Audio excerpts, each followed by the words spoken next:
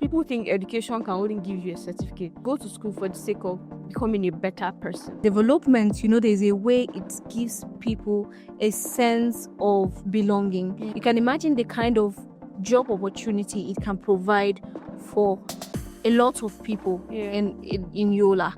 So anyone that's coming to the orientation camp knows that you're going to President Bola Ahmed Tinubu. It will be on record. Hello and thank you for joining us on Life Hope Podcast, where we talk trends and happenings in our environment.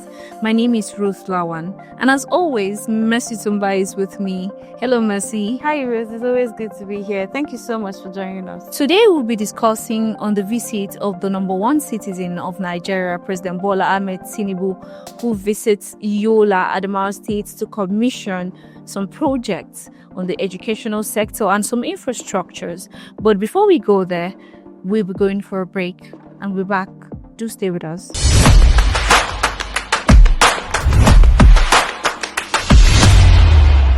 Your Excellency, however expensive a garment is, it only makes a sense when it is shredded with scissors and tailored to fit the body. Mr. President, you are Nigerians' best tailor. Continue to have the courage to make the toughest decision for the good of the country. Do not waver, do not falter. Beyond politics, governance is about the people and service to fatherland. We are with you. Our people are with you. Adamawa State is with you all the way, all the time. Thank you and God bless you. Thank you, Mr. Governor. I am really delighted to be here in Yola. I commend your vision and commitment. Our infantry have seen tremendous amount of renewal, commitment from you, and investment in education of our children.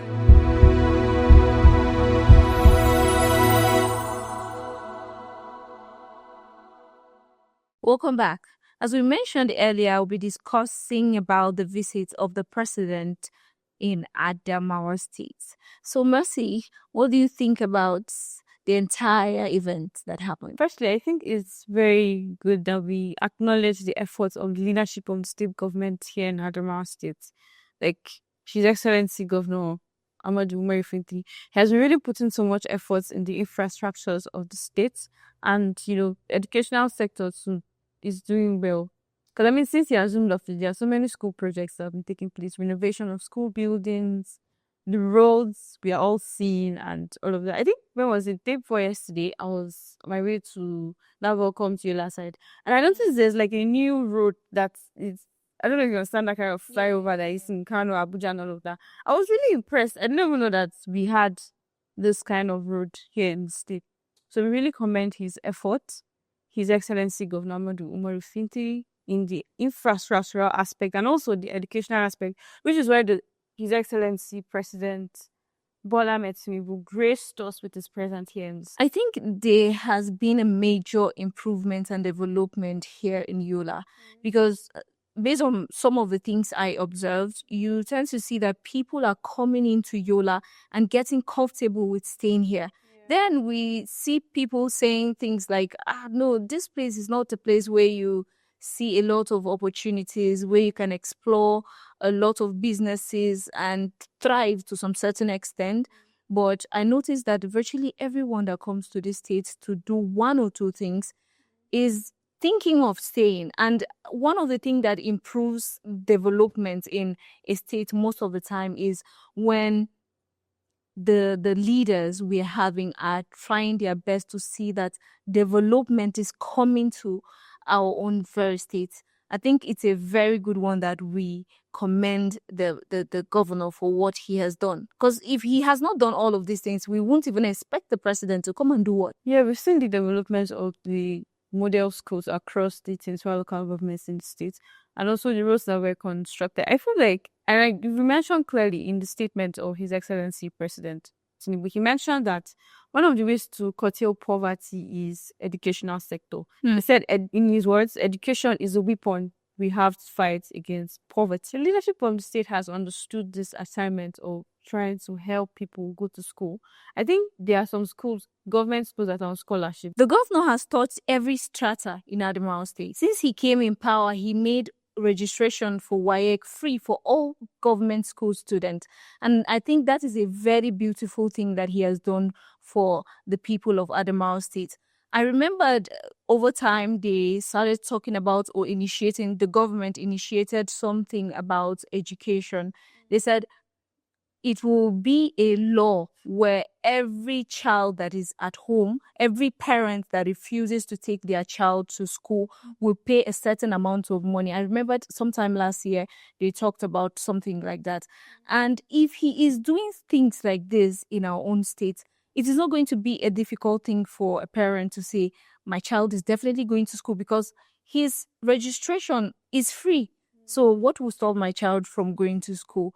And I think we need to do better in the national level when we talk about educational sector. Since the president is now here in Adamawa State and is seeing all the things that is happening in Adamawa State, that should be more like an example for all the states, all the governors that are seeing a lot of things that is happening in Adamawa State to take step, because most of the time we hear complaints from teachers that they are not well taken care of, that a lot of things that should be a welfare to them is not being taken care of properly. The events that happened in Abuja with Wike and all that, teachers were at home for virtually how many months? So this should be an example for all the states to make our country a better place. We all said that the leaders of tomorrow are the children, then we should do better. And one thing people don't get to understand is education is not just for the certificate of it. Education widens your horizon as a person, because you get to meet with people that will make you like explore. You meet people from different backgrounds, people that have different dreams. Even if you go into school as a daft person, if you see your fellow students doing exceedingly well and be talking about what he or she wants to be in the future, okay, I want to be a medical doctor, he might tell you things that you don't even know in the medical field that motivates you as a child to want to do better. So education doesn't only give room for certificate or qualifications, it opens your eye, it gives you exposure. And I feel like the four walls of the school gives you the kind of exposure I don't think you're going to get it anywhere. You cannot get in the market side. I think Nigeria has, because Nigeria is the way it is right now, people think education can only give you a certificate. Education has, for the leaders that have gone ahead of us, education has given them the privileges they have today. Yeah, sure. Those days, if you don't have a certificate, you cannot contest for any political position. So if that energy that we used to have before, when you force a child to go to school, you give that child, let's say, what it takes to go to school. Your child is going to school, you motivate that child to go to school. Now that literally everything is free, it's just best that parents should just inculcate this thing in their children. Like, you should go to school for the sake of becoming a better person. It's to make your future bright. It's to give you opportunities. Because the person you're sitting down in class, he might be a governor tomorrow. Sure. And the little interactions you've had in school can make you be a better person too. I had a friend in school that his dad went for a reunion with the state governor of, I think, Bauchi State then. So imagine, because they were classmates in school, it gave them the leverage or the privilege of being in that kind of session with the governor. So we should do more when it comes to pushing our children, pushing our peers to go to school, because the government is doing its best so far. Not limited to the educational sector, the government also made tremendous achievements in the agricultural sector. We can see that he made provisions for fertilizers for farmers, also provision of hectares of land for people to be able to farm, and most importantly, the reconciliation of the herdsmen and farmers in some regions of the state, which the president was really, really proud of.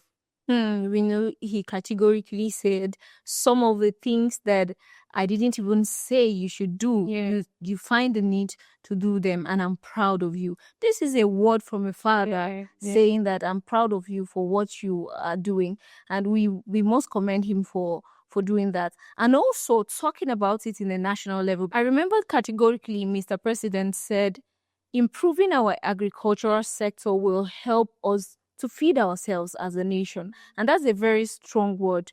And I think it is a call for us as a nation, or should I say as a state, to also see how we can improve our agricultural sector. Yola is developing. Yeah. If the shopping mall is completed, you can imagine the kind of job opportunity it can provide for a lot of people in Yola.